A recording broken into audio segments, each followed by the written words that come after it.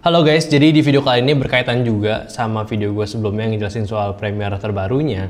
Sebenarnya nggak berhubungan banget sih, tapi berkaitan. Nah, jadi di video kali ini gue mau open discussion nih sama kalian. Apakah penting gitu ya buat kalian itu membeli sebuah Adobe Premiere yang ori atau mau stay di bajakannya aja? Nah, di sini gue mau ngasih tahu opini gue, gimana sih pandangan gue tentang hal itu lah maksud gue. Jadi sebelum kita lanjutin, seperti biasa, mending kita bumper dulu aja.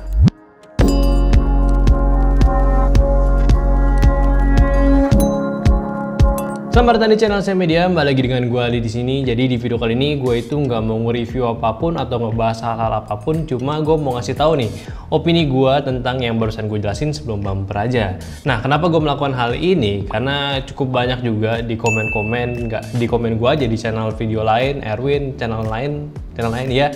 Jadi tuh sering banget ada komen yang selalu bertanya, Bang, di Adobe Premiere di mana, terus downloadnya di mana, terus juga bajakalan atau asli nih softwarenya. Nah, di situ mungkin kayaknya gue pengen ngasih tahu sih, gimana sih harusnya tuh kalian yang baru-baru ataupun yang udah berjalan gitu ngedit videonya, perlu nggak sih pakai software Premiere yang asli atau enggak? By the way, tadi video itu tentang editing video gitulah, jadi nggak mungkin di review-review yang lain ada pertanyaan gitu juga kan. Jadi langsung aja, di sini gue juga ada beberapa poin, gue mau to the point aja. Gue mau bandingin apa sih perbedaannya menggunakan Premiere yang ori sama bajakan. Nah, ini versi gue ya, selama pengalaman gue menggunakannya. Oke, di sini gue juga ada beberapa poin yang gue udah list-listin. Penggunaan pakai ori itu gimana, sama yang minusnya pakai bajakan itu apa. Oke, pertama itu poinnya pertama pasti lo bakal mendapatkan auto update. Nah, di sini tuh yang berkaitan juga sama video gue sebelumnya.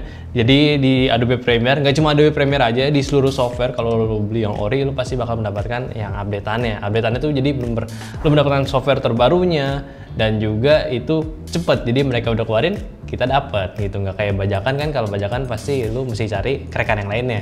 Nah, poin keduanya itu yang gua suka banget ketika gua udah membeli sebuah Adobe yang ori, dia itu ada fitur namanya Adobe Link atau Dynamic Link kalau nggak salah ya. Nah, itu fiturnya bener-bener kepake banget, apalagi kan kita kerja itu nggak cuma di Premiere aja, ada juga di After Effects, terus ada juga di Photoshop. Nah, itu nge-link-linknya tuh biar lebih gampang ya pakai si Dynamic Link-nya itu. Jadi kita nggak perlu save dulu terus masukin, terus mau pindah lagi, save lagi, baru pindah lagi. Enggak, jadi nggak masukin aja filenya.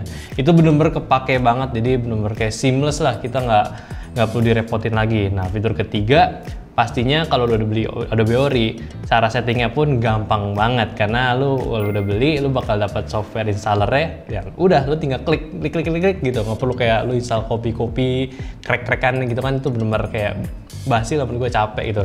Dan selanjutnya pasti untuk kalau lo udah menggunakan Adobe Ori, untuk kompatibilitasnya tuh pasti bakalan diupdate terus. Jadi mungkin nih kalau misalnya kalian udah beli spek-spek baru, spek PC yang baru, dan lu masih menggunakan Adobe Premiere yang lama, mungkin aja si Adobe Premiere ini belum kenal nih sama sistem software lu. Apalagi kan sekarang kayak CPU yang multi core-nya banyak banget, itu belum tentu bisa digunakan sepenuhnya kalau di Adobe Premiere yang lama. Selanjutnya untuk yang bajakannya ada 2 poin lah, pastinya ada plus minusnya. Oke, yang plusnya dulu, mungkin lo bakal mendapatkan software itu secara gratis cuy. Ya, yang kedua pastinya lo bakal mendapatkan Adobe Premiere, ya fitur-fiturnya fitur Adobe Premiere, lo bisa menggunakan semua fiturnya ya selama itu ada di serinya gitu. Kalau misalnya ada fitur baru otomatis nggak bisa. Nah, menurut gue sih kalau plusnya dari Adobe Premiere ya cuma 2 itu yang bakal kita dapat. Sedangkan kalau minus-minusnya ini yang udah gue alamin dulu, itu pasti lu udah nggak connect sama Adobe CC, otomatis lu nggak bakal mendapatkan auto update secara berkala, dan udah nggak connect Adobe CC pun untuk dynamic linknya agak repot juga kalau misalkan kita mau kayak cross edit dari beberapa software si Adobe juga. Nah, selanjutnya ya pasti gratisnya itu ya gratis ilegal lah, jadi kalian juga enak, cuman kalau misalnya kalian udah mau lanjutin tuh agak ngeri-ngeri juga untuk kelanjutannya. Dan yang terakhir mungkin ini paling jelas lah, menggunakan software Adobe Crack ataupun bajakan itu pastinya rawan virus. Pertama, ya walaupun lu nggak dapet virus, mungkin bug-bug itu lebih banyak cuy. Jadi kemungkinan lu not responding bakalan sering banget. Kayak tadi gue agak kelupaan juga sih untuk nyebutin minusnya penggunaan Adobe yang ori. Tapi menurut gue, minusnya penggunaan Adobe Premiere yang ori itu ya hampir nggak ada sih. Palingan ya kita masih bayar secara berkala aja, apalagi sistemnya subscription, yang mana menurut gue itu nggak rugi-rugi juga kalau misalkan kita menggunakannya dengan maksimal. Atau nggak gini deh, gue tanya aja ke kalian gitu, kalian ini masih menggunakan untuk software Adobe lah gitu ya, Adobe-nya itu masih bajakan atau udah yang ori nih? Dan kalau misalkan bajakan, Coba dong jelasin alasannya kenapa, selain harga atau gimana. Mungkin lo ada cara pandang yang berbeda gitu. Coba kalian share di kolom komentar sebelum gue lanjutin pembahasan gue tentang yang ini sekarang. Oke, jadi kita lanjutin. Terus gimana nih menggunakan Adobe Premiere bajakan itu boleh atau enggak? Ya kalau menurut gue pribadi ya boleh-boleh aja, asal tujuannya itu buat belajar ataupun lu sebelum beli ya lu mau mengenal interface-nya, boleh dulu pakai bajakan. Jadi kan sayang juga gitu kalau misalnya kita udah subscribe, itu kan subscribe nggak lu beli selamanya gitu ya, paling ada beberapa periode waktunya. Nah itu lu bisa aja tuh belajarin dulu, belum sampai lu kenal baru deh lu pindah. Nah itu tapi bener-bener cuman batasannya buat pembelajarannya aja. Kalau misalkan ya lu mau buat video buat kerjaan lu, terus juga sekedar online di share online, menurut gue sih jangan lah, lu harus coba-coba langsung pindah ke yang originalnya. Karena kan selain lu dapat benefitnya, ada juga fitur dari si Adobe-nya sendiri. Dia itu ada sebuah layanan namanya Adobe Behance. Itu bener-bener kepake banget. Jadi itu semacam kayak tempat buat naruh portofolio lu lah. Itu bener-bener udah dikenal lah sama orang-orang gitu, jadi lumayan cuy. Atau mungkin kalau kalian mau mulai mencobanya terus juga ragu gitu ya mau menggunakan yang software bajakan, takut ada apa-apanya gitu, bisa aja nih kalian menggunakan software alternatifnya. Banyak kok, contohnya aja nih yang gue udah cobain. Pertama ada DaVinci, terus juga ada Filmora. Filmora ini dulunya gue bisa bilang ini software yang agak kocak sih buat video editing, cuman makin sekarang tuh dia kayak update terus, pembaruan terus. Yang gue coba sekarang dia itu malah sekarang cukup powerful juga nih buat video editing. Dan kalian di situ pun juga udah bisa nih, di situ kalian coba-coba buat ngedit video kayak gimana pun juga bisa juga menggunakan alternatif tersebut. Dan hasilnya pun gue bisa bilang bisa setara nih dengan lu menggunakan Adobe Premiere juga. Mungkin kalau kita menggunakan software alternatif buat video editing, palingan ada alur kerjanya yang agak berbeda. Contohnya aja kayak DaVinci ini, dia itu menurut gue agak cukup rumit sih untuk di awalnya.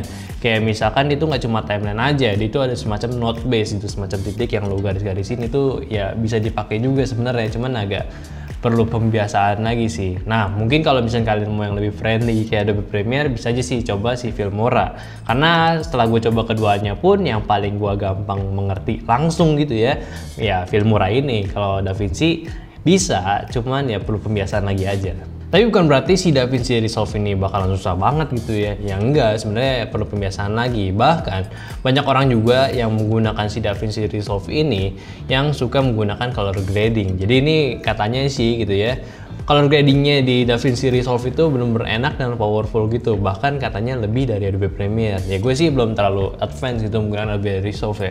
Adobe Resolve, DaVinci Resolve guys. Jadi benar-benar gue aja kalau misalnya belajar grading gitu ya, biasanya tuh gue nggak nonton dari pengguna si Adobe Premiere juga. Biasanya gue nonton yang dari DaVinci Resolve ya, gue cekin kayak alur kerja kayak gimana, terus gue terapin di Adobe Premiere. Ya agak ribet sih penggunaan, jadi kayak perlu 2 kali translate bahasanya gitu ya.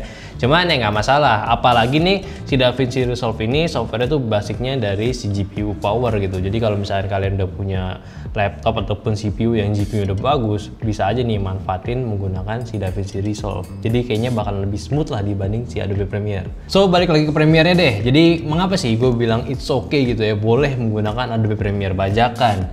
Ya karena gue pun dulu pengguna Adobe bajakan juga cuy. Gue dulu udah dikenalin sama Adobe itu sama si Erwin zaman SMP cuy. Dan gue pun setelah itu gue belajar bareng sama Erwin tentang si Adobe-nya itu.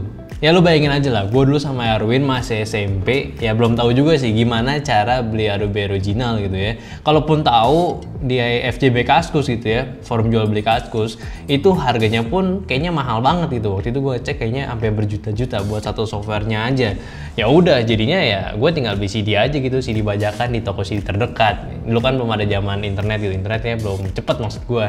Jadi ya caranya beli CD-nya gitu. Lagi pula di Indo pun gua rasa untuk hal-hal seperti ini belum ketat amat lah. Jadi ya masih bisa lah kita manfaatin ya. Tapi ingat, sebatas belajar aja cuy. Kita mulai STeh pun juga udah mulai migrasi nih ke Adobe yang original. Dan fun fact-nya lagi, kita migrasi ke original pun itu bukan karena kita malu ataupun gengsi atau bahkan mau support developernya gitu. Kita nggak peduliin gitu ya. Kita pindah ke yang original pun karena sebelumnya itu pas kita menggunakan bajakan itu banyak banget dan sering banget muncul hal-hal yang berbau not responding gitu. Capek lagi ngedit not respond. Sebel. So ya udah sampai sekarang pun ya kita masih menggunakan yang orinya. Mungkin juga kalau misalkan kita hitung rugi atau enggak gitu ya, kalau misalnya kita beli software originalnya, rugi nggak sih kalau misalnya kita beli Adobe software original gitu ya? Ya mungkin mahal, kita perlu bayar per bulannya. Cuma menurut gua kita udah diberikan keringanan gitu. Apalagi kita udah hidup di zaman yang udah segalanya itu subscription gitu. Jadi kita nggak perlu beli lagi satu software yang mana kalau misalnya kita bayar di awalnya itu harganya mahal banget. Jadi sekarang tuh sistemnya kayak udah Netflix sama Spotify aja, kita bayar per bulannya gitu. Yang mana walaupun kita nggak memiliki software secara keseluruhan, kita masih tetap bisa menggunakan fitur-fiturnya si Adobe-nya itu secara maksimal. Tapi bisa aja jadi rugi cuy. Jadi kalau lu udah subscription tapi nggak dimaksimalin ya lu otomatis bakalan rugi cuy.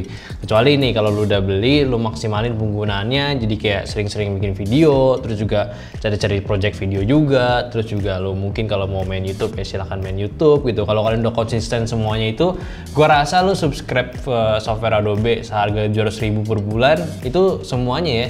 Semua software Adobe itu menurut gue sih bakal balik modal cuy. Apalagi kalau cuma mau ngambil yang Adobe Premiere-nya aja 200.000 per bulan, ya itu mah nggak ada apa-apa lagi cuy.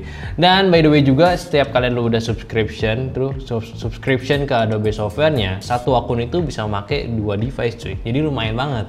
Atau nggak gini deh, gue simpulin lagi aja. Jadi kalau misalkan nih kalian mau masuk ke dunia video editing, cuman masih ragu gitu mau pakai software apa atau mau langsung bajak aja gitu.